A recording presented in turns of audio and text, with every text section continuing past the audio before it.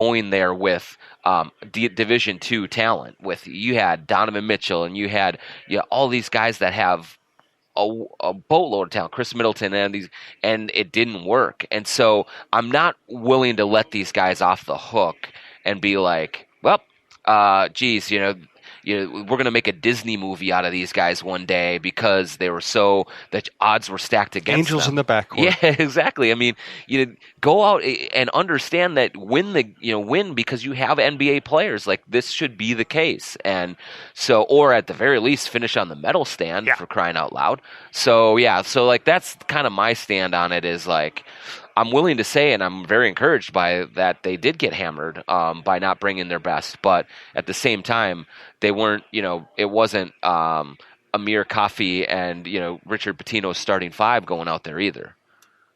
Just reminds me of what made the United States program great, and that was Tibbs sitting on the bench screaming at players to play defense. I mean, you and I shared those bonding moments with Tibbs and Jimmy Butler in Rio, and I think it was the unity brought to that program by Tibbs and Butler, and their deep, abiding relationship is what brought that team to gold. Yeah, that's exactly it. Yep, absolutely. They missed that edge. They missed that camaraderie. They missed all of that stuff, and if they can get that back, they'll be just fine. But the thing is, this is also, I think, kind of a product of the life cycle of international play in terms of, okay, they went the dream team route, and then they kind of went through, and then with the Iverson crew got beat, and that really motivated everyone to redo everything, and okay, let's take this thing seriously. Let's get our best of our best back out there and play. They did that, and they dominated for the last however many years. And I think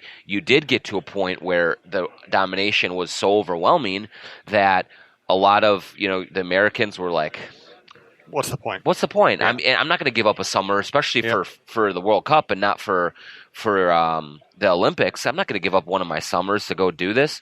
And so now they take the big L, and now this allows or probably motivates, like I think Curry has already said he wants to play. There's going to be other big names that want to play in the Olympics, and they're going to be able to ride in on a white horse and say, okay, we have to reestablish American dominance again. And I think it will kind of go through these cycles again where maybe the big guys will come back and they'll put their thumb on the scale again, and then people get bored with it again in 8 or 10 years or whatever, and they'll get beat again, and off we go.